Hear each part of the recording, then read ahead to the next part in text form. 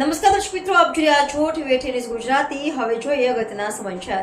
વલસાડના કપરાડામાં સારવારના નામે માસૂમ કિશોરી પર દુષ્કર્મ, લંપટ ભુવાની ધરપકડ। વલસાડ જિલ્લાના પારડી તાલુકાની 14 વર્ષીય કિશોરી 1 મહિનાથી બીમાર રહેતી હતી। દવાથી સાજી ન થતા તેના માતા પિતા તેને કપરાડા તાલુકાના આસલોણા ગામે રહેતા શંકરભાઈ તડવી નામના આદિવાસી ભુવા પાસે લઈ ગયા હતા। ભગત તરીકે ઓળખાતા ભુવાએ સારવાર અને પ્રાર્થના કરવાના બહાને વાલીઓને વિશ્વાસમાં લીધા અને કિશોરીને 3 દિવસ માટે પોતાની પાસે મૂકી જવા જણાવ્યું હતું। કિશોરીના માતા પિતાએ ભુવા પર વિશ્વાસ રાખીને દીકરીને ત્યાં મૂકી પોતાના ઘરે પરત ફર્યા હતા।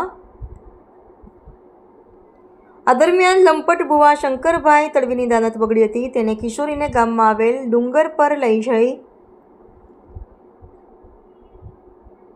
સારવારના નામે તેની સાથે દુષ્કર્મ આચર્યું હતું। કિશોરીએ ઘરે જઈ માતા પિતાને આ અંગેની જાણ કરતા તેઓ સ્તબ્ધ થઈ ગયા હતા।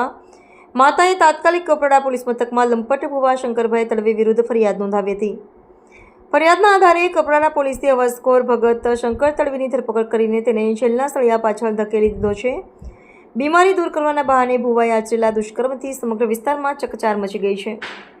ડોક્ટર પાસે સારવાર કરાવી હિતાવ ગ્રામીણ અને આદિવાસી વિસ્તારમાં હજુ પણ કેટલાક લોકો બીમારી કે રોગ મટાડવા માટે ભુવા તાંત્રિક આવા લંપટ ભગત પાસે જાય છે અને પછી તેમને પસ્તાવાનો વારો આવે છે। કેટલાક કિસ્સા પ્રકાશમાં આવતા હોય છે, જ્યારે કેટલાક કિસ્સા સમાજમાં આબરૂ જવાની બીકે જાહેર થતા નથી। નિષ્ણાંતોનું કહેવું છે કે બીમારીના કિસ્સામાં ડોક્ટર પાસે સારવાર કરાવવી જ હિતાવ છે।